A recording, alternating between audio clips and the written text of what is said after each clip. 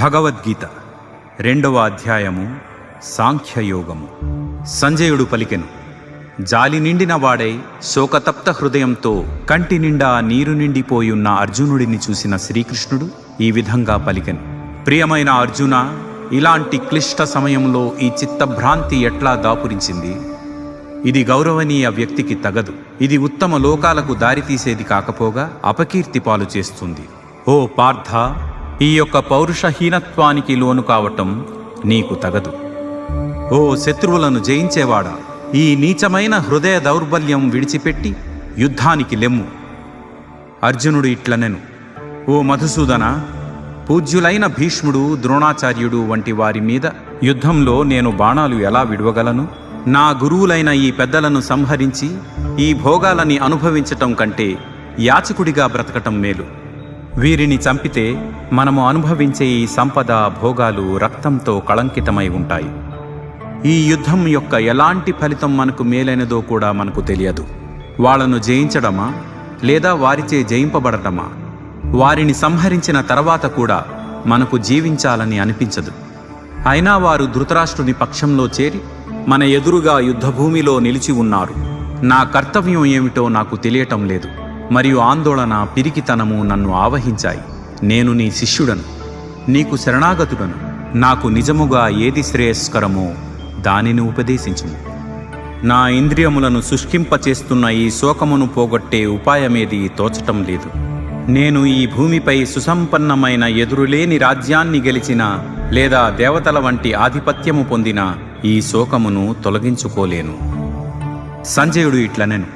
ఈ విధంగా పలికిన గుడాకేశుడు శత్రువులను శిక్షించేవాడు హృషీకేశునితో, గోవిందా, నేను యుద్ధం చేయను అంటూ మౌనముగా ఉండిపోయాడు.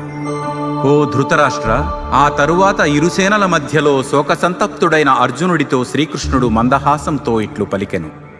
నీవు ప్రాజ్ఞతతో కూడిన మాటలు మాట్లాడుతున్నావు, కానీ శోకింపకూడని దానికోసం శోకిస్తున్నావు.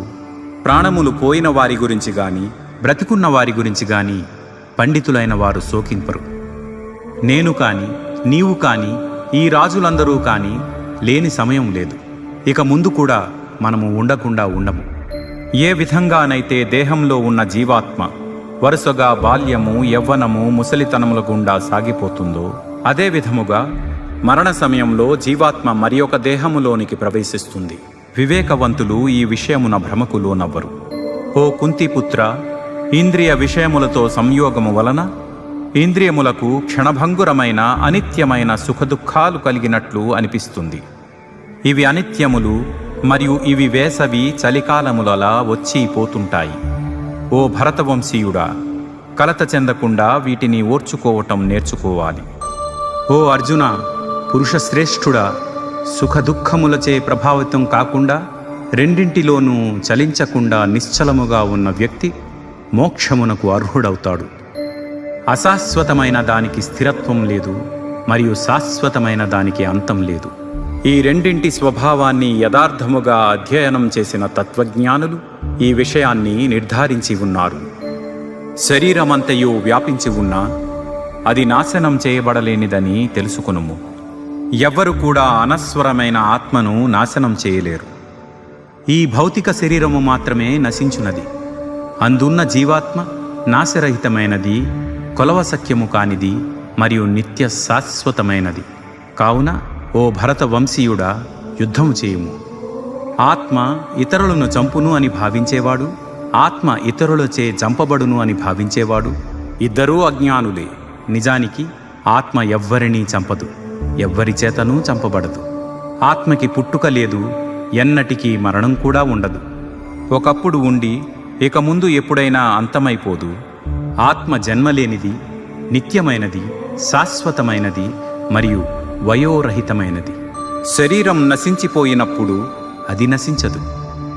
ఓ పార్థ, ఆత్మ అనేది నాశనం చేయబడలేదు, నిత్యమైనది, పుట్టుకలేనిది, ఎన్నటికీ మార్పు చెందనిది అని తెలిసిన వ్యక్తి ఎవరినైనా ఎట్లా చంపును? ఎవరినైనా చంపడానికి కారణం ఎట్లా అవ్వగలడు? ఎలాగైతే మానవుడు జీర్ణమైపోయిన పాత బట్టలను త్యజించి కొత్త బట్టలను ధరించునో, అదే విధముగా మరణ సమయములో జీవాత్మ పాత శరీరమును వీడి కొత్త శరీరమును స్వీకరించును. ఈ ఆత్మను ఆయుధములు ఛేదింపలేవు, అగ్ని కాల్చలేదు, నీరు తడపలేదు, గాలి ఎండిపోవునట్లు చేయలేదు. ఆత్మ విచ్ఛిన్నం చేయలేనిది మరియు దహింపసఖ్యము కానిది. దానిని తడుపుటకును మరియు ఎండించుటకును సాధ్యం కాదు. అది నిత్యము అంతటా ఉండేది, మార్పు లేనిది, పరివర్తన లేనిది మరియు సనాతనమైనది. ఆత్మ అనేది అవ్యక్తమైనది, ఊహాతీతమైనది మరియు మార్పు లేనిది. ఇది తెలుసుకొని నీవు శరీరము కోసము శోకించవలదు. కానీ ఒకవేళ నీవు ఆత్మ పదే పదే జనన మరణములకు లోనవుతుంది అని అనుకున్నా సరే, ఓ మహాబాహువులు కలవాడా, ఇలా శోకించుట తగదు. పుట్టిన వానికి మరణము తప్పదు మరియు మరణించిన వానికి మరల పుట్టుక తప్పదు. కాబట్టి ఈ అనివార్యమైన దానికోసం నీవు శోకించవద్దు.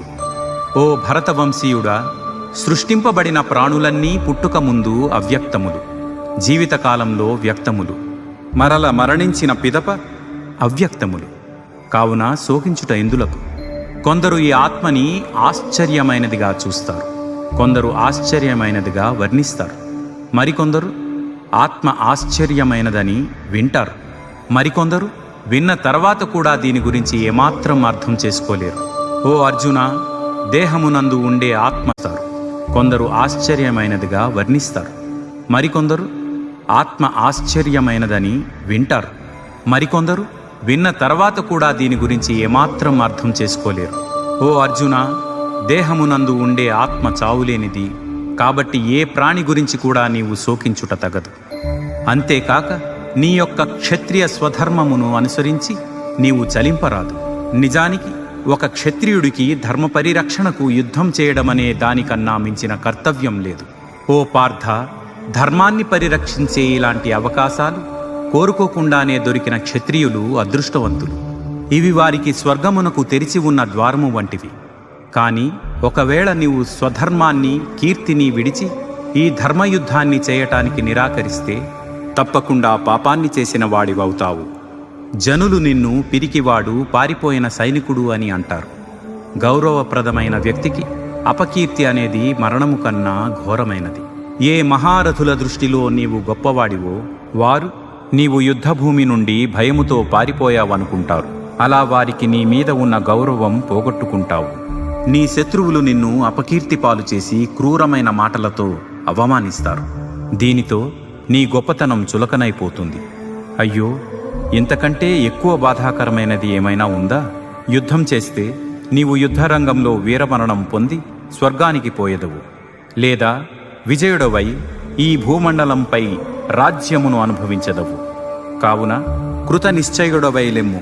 ఓ కుంతిపుత్రుడా, యుద్ధానికి సిద్ధము కమ్ము. సుఖదుఖాలని, లాభనష్టాలని మరియు జయాపజయాలను సమానంగా తీసుకుంటూ కర్తవ్య నిర్వహణగా యుద్ధము చేయుము. నీ బాధ్యతలని ఈ విధంగా నిర్వర్తించటం వలన నీకు ఎన్నటికీ పాపం అంటదు. ఇప్పటి వరకు నేను నీకు సాంఖ్యయోగం అంటే ఆత్మతత్వం గురించి విశ్లేషణాత్మక జ్ఞానమును వివరించాను. ఇప్పుడు వినుము. ఓ పార్థ, నేను బుద్ధియోగాన్ని విశదీకరిస్తాను. ఇలాంటి అవగాహనతో పనిచేసినప్పుడు నీవు కర్మబంధముల నుండి విముక్తి పొందదవు. ఈ దృక్పథంతో పనిచేసినప్పుడు ఎలాంటి నష్టము కానీ, వ్యతిరేక ఫలితములు కానీ కలగవు. కొద్దిగా సాధన చేసినా అది మనల్ని పెద్ద ప్రమాదం నుండి కాపాడును. ఓ కురువంశజుడా, ఈ దారిలో ఉన్న వారి బుద్ధి దృఢంగా, స్థిరంగా ఉంటుంది మరియు వారి లక్ష్యము ఒక్కటే. కానీ దృఢ సంకల్పం లేని వారి బుద్ధి పరిపరి విధములుగా ఉంటుంది. పరిమితమైన అవగాహన కలవారు స్వర్గలోక ప్రాప్తి కోసం డాంభికమైన కర్మకాండలను ప్రతిపాదించే వేదాల్లో చెప్పబడిన సమ్మోహపరిచే మాటలకు ఆకర్షితులవుతారు మరియు అందులో ఇంకా ఏమీ ఉన్నత స్థాయి ఉపదేశం లేదనుకుంటారు. తమకు ఇంద్రియ సుఖాలని ప్రాప్తింపజేసే వేదాల్లోని ఆయా భాగాలని ప్రశంసిస్తారు మరియు ఉన్నత జన్మ, ఐశ్వర్యం, ఇంద్రియ భోగాలు మరియు స్వర్గలోక ప్రాప్తి కోసం ఆడంబరమైన కర్మకాండలు చేస్తుంటారు. ప్రాపంచిక భోగాలు, సుఖాల పట్ల మనస్సు మిక్కిలి మమకారాసక్తితో ఉండి మరియు వారి బుద్ధులు ఇటువంటి వాటిచే చిత్తభ్రాంతికి లోనై వారు భగవత్ప్రాప్తి పథంలో సాఫల్యానికి కావలసిన దృఢ సంకల్పాన్ని కలిగి ఉండలేరు. ఓ అర్జున, వేదములు భౌతిక ప్రకృతి యొక్క త్రిగుణాత్మకమైన విషయ సంబంధమై వివరించును. నీవు ఈ త్రిగుణములకు అతీతంగా శుద్ధ ఆధ్యాత్మిక చైతన్య స్థితిలో ఉండుము. ద్వంద్వముల నుండి విడివడి నిత్యము పరమసత్యంలో స్థితమై ఉండి మరియు భౌతిక లాభాలు భద్రతల గురించి పట్టించుకోకుండా ఆత్మభావన యందే స్థితుడవై ఉండుము. ఒక చిన్న నీటి బావితో తీరే అన్ని ప్రయోజనాలు సహజంగానే ఒక పెద్ద నీటి కొలనుతో తీరుతాయి.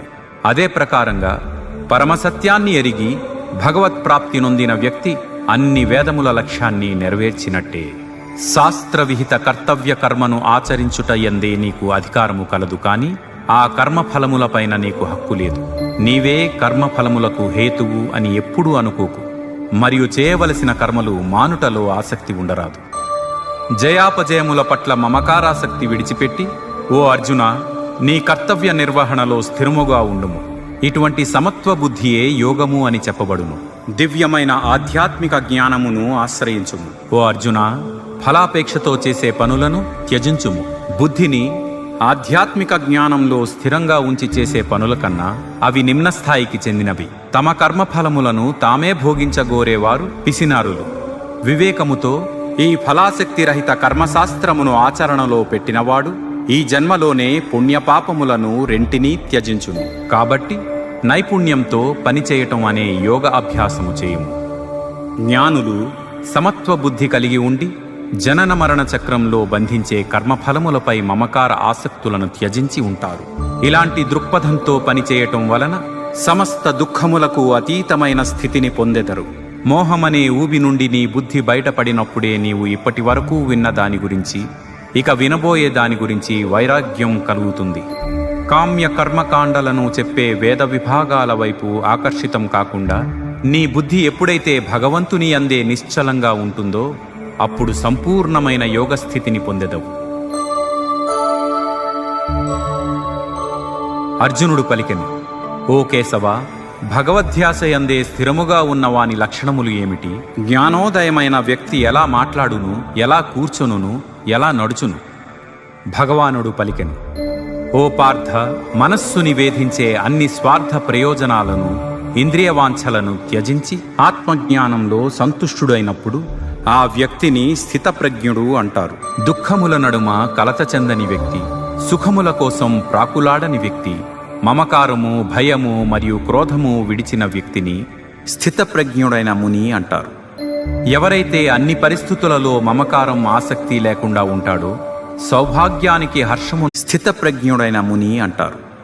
ఎవరైతే అన్ని పరిస్థితులలో మమకారం, ఆసక్తి లేకుండా ఉంటాడో సౌభాగ్యానికి హర్షము నొందకుండా మరియు కష్టాలకు కృంగిపోకుండా ఉంటాడో అతను పరిపూర్ణ జ్ఞానంతో ఉన్న ముని. తాబేలు దాని అంగములను తన పైచిప్పలోనికి ఉపసంహరించుకున్నట్టుగా ఇంద్రియములను వాటి విషయార్థముల నుండి వెనకకు మరల్చగలిగిన వాడు దివ్యమైన ఆధ్యాత్మిక జ్ఞానంలో స్థిరచిత్తుడగును. సాధకులు తమ ఇంద్రియములను వాటి భోగవస్తు విషయముల నుండి నియంత్రించినా కాని ఇంద్రియ విషయముల మీద రుచి ఉండిపోతుంది. కాని భగవత్ప్రాప్తి నొందిన వారికి ఆ రుచి కూడా అంతమగును. ఇంద్రియములు ఎంత ప్రబలమైనవి, అల్లకల్లోలమైనవి అంటే, ఓ కుంతిపుత్రుడా, వివేకము కలిగి స్వీయ నియంత్రణ పాటించే సాధకుని మనస్సుని కూడా బలవంతంగా లాక్కొని పోగలవు. ఎవరైతే తమ ఇంద్రియములను వశమునందు ఉంచుకొని మనస్సుని నాయందే ఎల్లప్పుడూ లగ్నం చేయుదురో వారు సంపూర్ణ జ్ఞానంలో స్థితులై ఉన్నట్టు. ఇంద్రియ విషయముల మీద చింతన చేయటం వలన వాటి మీద మమకారాసక్తి పెరుగుతుంది. ఈ ఆసక్తి కోరికలను కలుగజేస్తుంది మరియు కోరికల నుండి క్రోధం ఉత్పన్నమవుతుంది. కోపం అనేది విచక్షణారాహిత్యానికి దారితీస్తుంది. అది స్మృతిభ్రమని కలుగజేస్తుంది. స్మృతిభ్రమ కలిగినప్పుడు బుద్ధి నశిస్తుంది. బుద్ధి నశించినప్పుడు మనుష్యుడు పతనమవుతాడు. ఇంద్రియ వస్తు విషయములను వాడేటప్పుడు కూడా మనస్సుని నియంత్రించిన వాడై మమకార ద్వేషరహితంగా ఉన్నవాడు భగవంతుని కృపకు పాత్రుడగును. భగవత్కృప ద్వారా అన్ని దుఃఖాలు తొలగిపోయే పరమశాంతి లభిస్తుంది. మరియు అలా ప్రసన్న చిత్తంతో ఉన్న వ్యక్తి యొక్క బుద్ధి శీఘ్రముగానే భగవంతుని యందు స్థిరముగా నిలుస్తుంది. కానీ మనస్సు, ఇంద్రియములను నియంత్రించని క్రమశిక్షణ లేని వ్యక్తికి స్థిరమైన బుద్ధి కానీ నిలకడైన భగవద్ధ్యాస కానీ ఉండవు. ఎవరైతే మనస్సుతో భగవంతుని యందు ఎన్నడూ ఐక్యమవ్వడో వానికి శాంతి ఉండదు. మరియు మనశ్శాంతి లోపించిన వాడు సంతోషంగా ఎలా ఉండగలడు? ఎలాగైతే బలంగా వీచే గాలి నీటిలో నావను దాని దిశ నుండి పక్కకు నెట్టివేస్తుందో, ఏ ఒక్క ఇంద్రియము పైన గాని మనస్సు కేంద్రీకృతమైనచో అది బుద్ధిని హరించివేస్తుంది. కాబట్టి ఓ అర్జున, శక్తివంతమైన బాహువులు కలవాడా, ఇంద్రియములను ఇంద్రియ విషయముల నుండి పూర్తిగా నిగ్రహించిన వ్యక్తి ఆధ్యాత్మిక జ్ఞానంలో స్థిరముగా ఉండును. అన్ని ప్రాణులు దేన్నైతే పగలు అనుకుంటాయో అది పండితునికి అజ్ఞానపు రాత్రి, మరియు అన్ని ప్రాణులకు ఏది రాత్రియో అది అంతర్ముఖులైన జ్ఞానులకు పగలు. ఎన్నో నదులు తనలో నిత్యం కలుస్తున్నా, ఎలాగైతే సముద్రం నిశ్చలంగా ప్రశాంతంగా ఉంటుందో, అదేవిధంగా ఎన్నో వాంఛనీయ వస్తువులు తన చుట్టూ వస్తూనే ఉన్నా చలించని యోగి శాంతిని పొందుతాడు. కోరికలను సంతృప్తిపరుచుకోవటానికే కృషి చేసే వ్యక్తి ఇది పొందడు.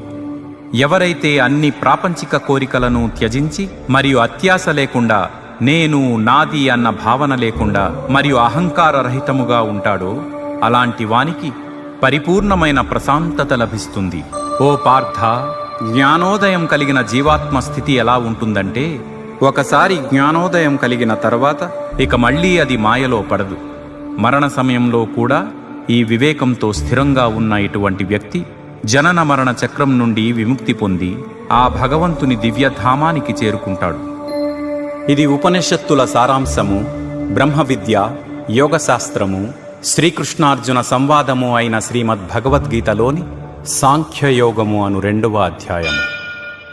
ఎక్కడైనా అక్షరదోషమైన భావదోషమైన దొర్లి ఉంటే అవి మానవ సహజ దోషములుగా పెద్ద మనసుతో మన్నించి ఈ ప్రయత్నానికి ఆశీర్వదిస్తారని కోరుకుంటున్నాను. ఈ తెలుగు అనువాదం శ్రీ స్వామి ముకుందానంద వారు రచించిన భగవద్గీత నుంచి తీసుకోవటం జరిగింది.